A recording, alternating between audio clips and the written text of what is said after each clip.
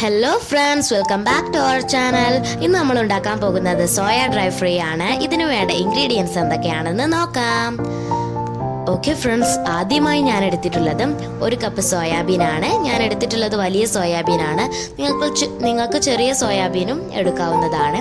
അടുത്തതായിട്ട് നമുക്ക് വേണ്ടത് ഒരു ടീസ്പൂൺ കുരുമുളക് പൊടി, ഒരു ടീസ്പൂൺ മഞ്ഞൾപ്പൊടി, ഒരു table spoon Kashmiri chilli powder, അതുപോലെ തന്നെ ചെറിയ ജീരകം കുറച്ച്. അതുപോലെ തന്നെ ഞാൻ അത്യാവശ്യത്തിന് കോൺഫ്ലവറും എടുത്തിട്ടുണ്ട്.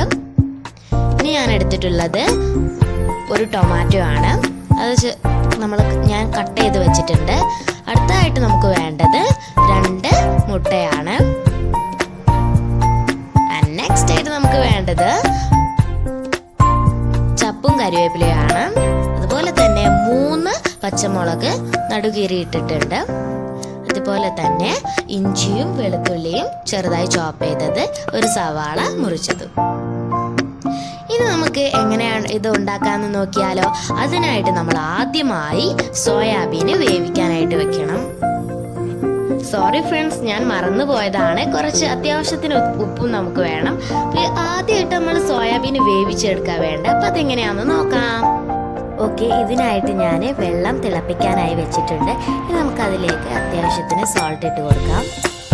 എന്നിട്ട് നമുക്ക് നമ്മുടെ സോയാബീന് അതിലേക്ക് ചേർത്ത് കൊടുക്കാം.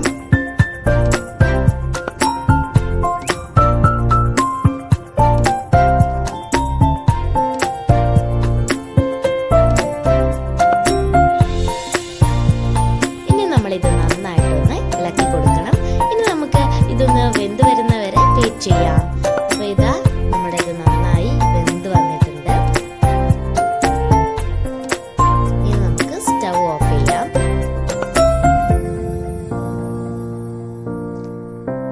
എന്നിട്ട് നമ്മൾ ചെയ്യേണ്ടത് നന്നായിട്ട് ഊറ്റിയെടുക്കണം. തീരെ വെള്ളം പാടില്ല. ഇപ്പോൾ ഞാൻ നന്നായിട്ട് ഊറ്റിയെടുത്തിട്ടുണ്ട്. തീരെ വെള്ളമില്ലാത്ത രീതിയിൽ ഊറ്റിയെടുക്കണം. ഇനി നമുക്ക് ഇതിലേക്ക് നമ്മുടെ മുട്ട ഒഴിച്ചു കൊടുക്കാം. 2 മുട്ടയാണ് നമ്മൾ എടുത്തിട്ടുള്ളത്. അത് മുഴുവനായി ഒഴിച്ചു കൊടുക്കുക. എന്നിട്ട് നമുക്ക് ഇതിലേക്ക് കുറച്ച് കോൺഫ്ലവർ കൂടെ ചേർത്ത് കൊടുക്കാം. ഇനി നമുക്ക് ഇതിലേക്ക് കാശ്മീരി ചില്ലി പൗഡർ കൂടെ ചേർത്ത് കൊടുക്കാം.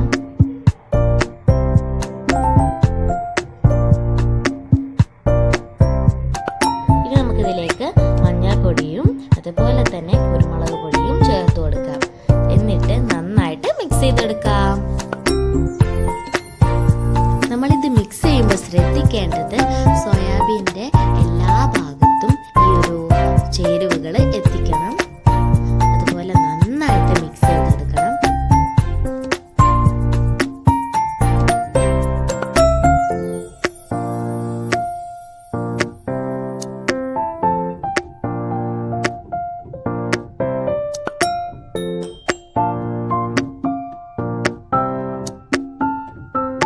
ഓക്കെ ഫ്രണ്ട്സ്, ഞാനിത് നന്നായി മിക്സ് ചെയ്തെടുത്തിട്ടുണ്ട്. ഇനി നമുക്ക് ഒരു ചീനച്ചട്ടിയിൽ കുറച്ച് എണ്ണ എടുത്തിട്ടുണ്ട്. ഇനി അതിലേക്ക് നമുക്ക് ഈ സോയാബീന് ഇട്ട് കൊടുത്ത് നന്നായിട്ട് തന്നെ ഫ്രൈ ചെയ്തെടുക്കണം.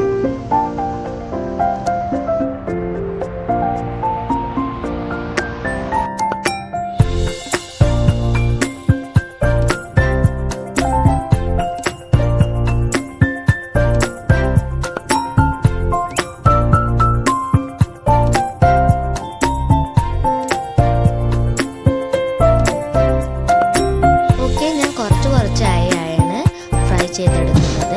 അപ്പം ഞാൻ കുറച്ച് ഇട്ട് കൊടുത്തിട്ടുണ്ട്. ഇനി നമ്മളൊന്ന് ഇളക്കി കൊടുക്കണം, അല്ലെങ്കിൽ സോയാബീൻ തമ്മിൽ ഒട്ടിപ്പിടിക്കും.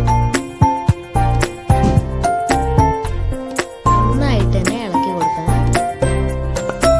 ഓക്കെ, നമ്മുടെ ഫസ്റ്റ് ലെയർ ഇപ്പോൾ റെഡി ആയിട്ടുണ്ട്. ഇനി നമുക്കത് മാറ്റാം, ഒരു പ്ലേറ്റിലേക്ക് മാറ്റാം. ഇനി ഞാൻ സെക്കൻഡായിട്ട് കുറച്ച് സോയാബീൻ കൂടെ ഇട്ട് കൊടുക്കുകയാണ്. ഇനി ഇത് നമുക്ക് മിക്സ് ചെയ്തെടുക്കാം. ഓക്കെ, നമ്മളിപ്പോൾ മുഴുവനായി മിക്സ് ചെയ്ത് നല്ല ഫ്രൈ ചെയ്തെടുത്തിട്ടുണ്ട്. ഇനി നമുക്ക് നമ്മുടെ വെജിറ്റബിൾസ് എല്ലാം ഒന്ന് വാട്ടിയെടുക്കണം. അതിനായി ഞാൻ എടുത്തിട്ടുള്ളത് നമ്മൾ സോയാബീൻ ഫ്രൈ ചെയ്ത ആ ഒരു എണ്ണ തന്നെയാണ്. അതിലേക്ക് ജീരകവും സവാളയും ഞാൻ ചേർത്ത് കൊടുത്തു. ഇനി നമുക്ക് നന്നായിട്ട് വഴറ്റിയെടുക്കാം. ഓക്കെ, ഇനി നമുക്ക് സവാള നന്നായിട്ടൊന്ന് വാട്ടി കിട്ടാനായിട്ട് കുറച്ച് സാൾട്ട് ചേർത്ത് കൊടുക്കാം. എന്നിട്ട് നന്നായിട്ടൊന്ന് വഴറ്റിയെടുക്കാം.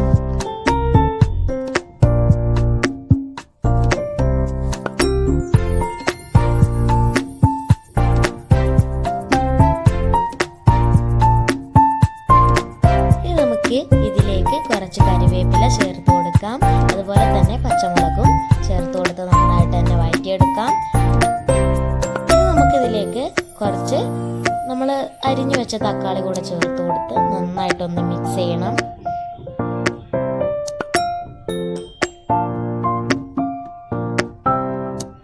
അതുപോലെ തന്നെ ഞാൻ ഇതിലേക്ക് നമ്മൾ എടുത്തു വെച്ച കുരുമുളക് പൊടി, മഞ്ഞൾപ്പൊടി, അതുപോലെ തന്നെ കാശ്മീരി ചില്ലി പൗഡർ കൂടെ ചേർത്ത് കൊടുത്തിട്ട് നന്നായിട്ടൊന്ന് വഴറ്റിയെടുക്കണം. നന്നായി വഴറ്റിയെടുത്താൽ മസാലയുടെ പച്ച മണമൊക്കെ ഒന്ന് മാറി കിട്ടണം.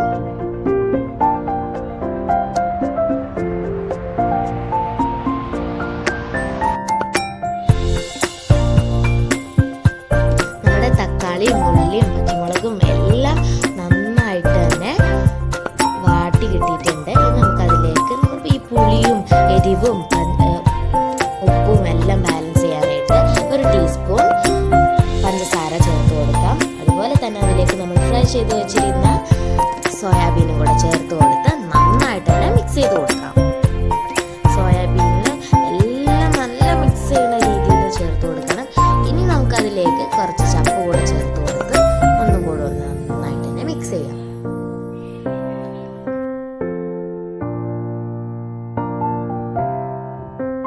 ഓക്കെ ഫ്രണ്ട്സ്, നമ്മുടെ സോയ ഫ്രൈഡ് റൈസ് ഇവിടെ റെഡി ആയിട്ടുണ്ട്. ഇനി നമുക്കത് സെർവിംഗ് ബൗളിലേക്ക് മാറ്റാം.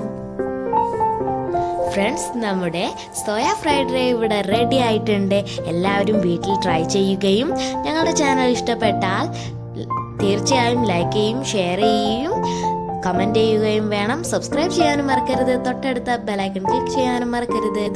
ബൈ, അസ്സലാമു അലൈക്കും.